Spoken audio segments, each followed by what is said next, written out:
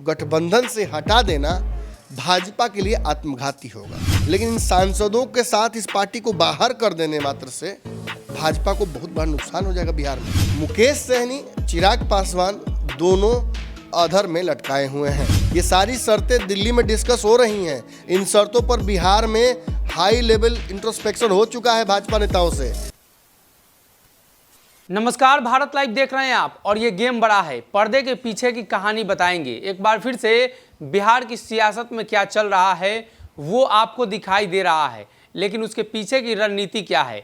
आपने सुबह सुबह ही देखा, संजय जायसवाल ने ऐलान किया कि चिराग पासवान हमारे लिए प्रचार करेंगे। लेकिन चिराग पासवान की तरफ से कहना है, राजू तिवारी ने खुद हमसे बातचीत के दरमियान कहा कि ऐसी कोई बात नहीं है। भारतीय जनता पार्टी के अगर प्रदेश अध्यक्ष बोल रहे हैं कि चिराग जा रहे हैं, तो हम भी चिराग पासवान की पार्टी के प्रदेश अध्यक्ष हम भी बोल रहे हैं कि इस बारे में कोई जानकारी नहीं है और चिराग जी आएंगे तो फैसला हो जाएगा। डॉक्टर साहब को विशेष जानकारी है, ये बताएंगे कि आखिर मसला क्या है।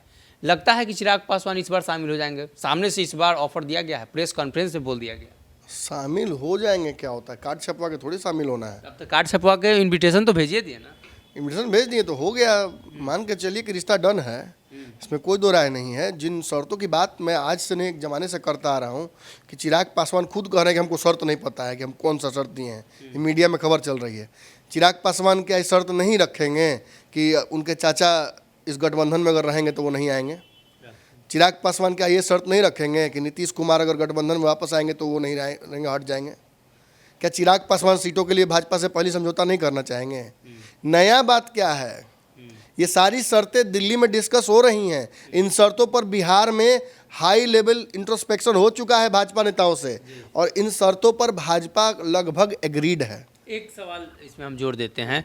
राजू तिवारी ने कहा हमसे बातचीत के दरमियान कि सभी फैमिली के लोग पटना आ चुके हैं, चिराग जी कुछ कारणवश रुक गए। किससे बात करने के लिए रुक गए हैं? वही तो समझ में नहीं आ रहा है। एक दिन अमित शाह से बतियाएंगे कि जेपी नड्डा से बतियाएंगे कि डायरेक्ट नरेंद्र मोदी से बतिया लेंगे? अब राम और हनुमान के बीच में कोई मीडिएटर तो नहीं हो सकता है, डायरेक्ट बात होनी चाहिए। खैर वो भी अपनी जगह पर है। ये हल्की चर्चा नहीं है, बहुत गंभीर चर्चा है कि बिहार में एनडीए का कुनबा कितना छोटा है। पशुपति पारस और भाजपा के उन नेताओं को आगे किया जा रहा है जो सर्टेन जातीय डेमोग्राफिक में फिट बैठ रहे हैं। माने पूरी तरीके से एक्सपेरिमेंटल फेज से बिहार की राजनीति गुजर रही है। हर तरफ एक्सपेरिमेंट्स हो रहे हैं और ये एक्सपेरिमेंट्स और बड़े होने जा रहे हैं। विशेष पंचनामा में मैं बताऊंगा, लेकिन इसमें जो चर्चा हम करने आए हैं उस पर मैं फोकस फिर से करता हूं। चिराग पासवान से सारी शर्तें जो रखी गई थी चिराग पासवान की, भाजपा अग्री हो चुकी है। मैं फिर वही कहूँगा कि पशुपति पारस को इस गठबंधन से हटा देना भाजपा के लिए आत्मघाती होगा। मतलब पशुपति पारस को मैनेज किया जाएगा कैसे? दोनों को साथ रखा जाएगा, दोस्ती कराया जाएगा? अरे शर्त क्या, भाजपा ने तो कह दिया कि दोनों चाचा भतीजा आप लोग हैं, डिस्कस कर लीजिए क्या करना है, पार्टी मर्ज कर लीजिए, एक हो जाइए। फिर से 5 या 6 सांसद हैं उस पार्टी से, 5 हैं। अगर एक महबूब अली कैसर को छोड़ दिया जाए तो खैर वो भी सवर्ण ही जाति से आते हैं मुसलमानों में, तो सारे सवर्ण जाति के सांसद हैं। भाजपा इतना बड़ा रिस्क लेगी क्या? इन सांसदों को दोबारा टिकट मिलेगा कि नहीं मिलेगा इसकी गारंटी मैं नहीं ले रहा हूँ, लेकिन इन सांसदों के साथ इस पार्टी को बाहर कर देने मात्र से भाजपा को बहुत बड़ा नुकसान हो जाएगा। बिहार में कई लोकसभा क्षेत्रों के अंदर में कई विधानसभा क्षेत्र आते हैं, उनमें नुकसान हो सकता है। ऐसा रिस्क भाजपा नहीं लेगी। चिराग पासवान का ये जो शर्त है ये भाजपा के कंठ के नीचे नहीं उतर रहा है। भाजपा चाह रही है, अमित शाह चाह रहे हैं, नरेंद्र मोदी चाह रहे हैं कि बिहार में एनडीए का कुनबा बढ़े। लगातार बातचीत हो रही है। आरसीपी सिंह की पार्टी जिस दिन बन जाती है भाजपा के साथ एक गठबंधन का दल बढ़ जाएगा। लेकिन मुकेश सहनी, चिराग पासवान दोनों अधर में लटकाए हुए हैं इस पूरे विषय को। जहां मुकेश सहनी का झुकाव महागठबंधन की तरफ है, क्योंकि वो जानते हैं कि उनका एक सर्टेन जो वोट बैंक है उसका उपयोग ज़्यादा महागठबंधन की तरफ होता है। और भाजपा ने जिस तरीके से इस बार खटास किया है ना, वो देखिए, लोग खंजर भूल जाते हैं लेकिन थप्पड़ नहीं भूलते हैं। तेजस्वी ने खंजर जो पीठ में मारा था उसका दर्द हो सकता है कि झेल जाए वो, लेकिन जिस तरीके से विधायकों को सामने से तोड़कर ले गई भाजपा, अपमानित करने का काम किया, उनको एमएलसी भी बनाया। तो तेजस्वी सदन के अंदर बोल दिए कि वो आपको छोटा रिचार्ज कराया गया है, और वो बातें फिर जाके फाइनली सही निकली, मंत्री पद से हटवाया नीतीश कुमार से बोलकर, ये सब कुछ बड़ा अपमानजनक था। तो इतना आसान नहीं है मुकेश सहनी को इस गठबंधन में वापस ले आना।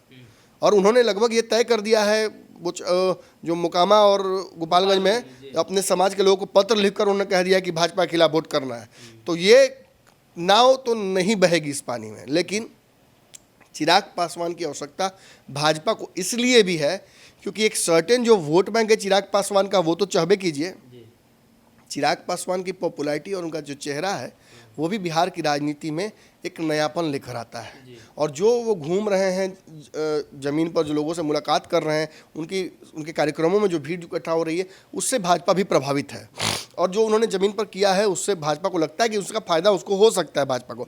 और ऐसे कमिटेड जो कहा सकता है सहयोगी भी जल्दी भाजपा को मिलने नहीं जा रहे हैं। नीतीश को एक तरफ नीतीश कुमार हैं और दूसरी तरफ इतने ऑफर को छोड़कर चिराग पासवान अभी तक हैं। हाँ, तो लेकिन ये बात जान लीजिए कि इतना कुछ कहने के बावजूद मैं आपको बता दूं कि दोनों जगहों पर उन्होंने प्रत्याशी नहीं उतारा है, इसका भाजपा से लेना देना नहीं है। मोकामा और गोपालगंज में जो प्रत्याशी नहीं उतारा है चिराग पासवान में, इसे विश्लेषण के तौर पर हम भी जब रखेंगे तो हम यही कहेंगे कि देखें गठबंधन है अंदर अंदर, लेकिन ये गठबंधन के चलते नहीं है। क्या कारण है? इसके लिए आपको थोड़ा पीछे जाना पड़ेगा। आपको तारापुर और कुशेश्वर स्थान चुनाव के पास जाना पड़ेगा, जिसमें आप गए भी थे। तारापुर में कौन कौन सी पार्टियां चुनाव लड़ी थी? कांग्रेस लड़ी थी, राजद, जदयू, और भाजपा तो जदयू के साथ थी तो नहीं लड़ी। चिराग पासवान लड़े थे, दोनों जगह से लड़े थे। दोनों जगह से कितना वोट आया था? वही 4-5 हज़ार आया था। अब आप ही कह रहे हैं कि 4-5 हज़ार वोट आया था। कांग्रेस से थोड़ा बढ़िया प्रदर्शन इनका था। जो पार्टी बिहार में एवरेज वोट लेकर आई थी, हर जो विधानसभा क्षेत्र है उस पर 18,000 वोट लेकर आई थी एवरेज, वो जब चुनाव लड़ती है भाजपा के खिलाफ तो कितना वोट लेकर आती है? भाजपा से अलग, माफी, भाजपा से अलग सिमट जाती है। मतलब ये स्पष्ट हो जाता है कि चिराग पासवान भाजपा के बिना भी, जैसे भाजपा कमजोर है, चिराग को साथ लेना चाहती है, वैसे ही चिराग पासवान भी बिना भाजपा के मिलने के बाद ताकत हो जाती है, बढ़ जाएगा, ऑब्वियसली बढ़ जाएगा। और चिराग पासवान अगर वहाँ जाते, 1,000-2,000 वोट लेकर आते या 5,000 वोट ही लेके आते, तो उससे मुकामा और जो गोपालगंज है उसमें घाटा किसका होता? भाजपा का ही होता। तो ऐसी स्थिति में बहुत कैलकुलेटेड रिस्क लिया है उन्होंने। दोनों जगहों पर उन्होंने प्रत्याशी नहीं दिया। हाँ, ये बात जरूर है कि आगे चल के कुढ़नी में खबर आ रही है कि जदयू चुनाव लड़ने जा रही है, तो वहाँ इंटरेस्टिंग होगा देखना कि वहाँ क्या होता है। कहीं ना कहीं चिराग पासवान को लेकर जो चर्चा अभी तक चल रही थी, राजू तिवारी ने उस पर विराम लगाया है, लेकिन उसमें एक और बातें जोड़ी गई है कि कुछ निजी कारणों की वजह से दिल्ली में है, पूरा परिवार पटना में है। तो वो निजी कारण हो सकता है, आज रात में मुलाकात हो, आज मुलाकात हुई हो दिन में, कल चिराग पासवान जब आएंगे पटना तो सब कुछ स्पष्ट हो जाएगा कि आखिर मसला क्या है। चिराग खुद ही बताएंगे कि गठबंधन में रहेंगे कि नहीं रहेंगे, कि बाहर से समर्थन करेंगे, सब कुछ कल स्पष्ट हो जाएगा। तो फिलहाल के लिए इसमें इतना ही। अगर ये वीडियो पसंद आई और वह बिहार के राजनीति और बिहारियत से सरोकार रखेनी तो सब्सक्राइब बटन दबा के चैनल के सब्सक्राइब कर ली। ओजे एगो घंटी बा, ओकरा बटन दबा देला से कुल सटीक और मारक खबर रुआ मुफ्त में मिल जाई। अगर रुआ पत्रकारिता के हमनी के नया प्रयोग में सहयोग कर चाहतानी तो ज्वाइन बटन दबा दी। पेटीएम नंबर नोट कर ली 938681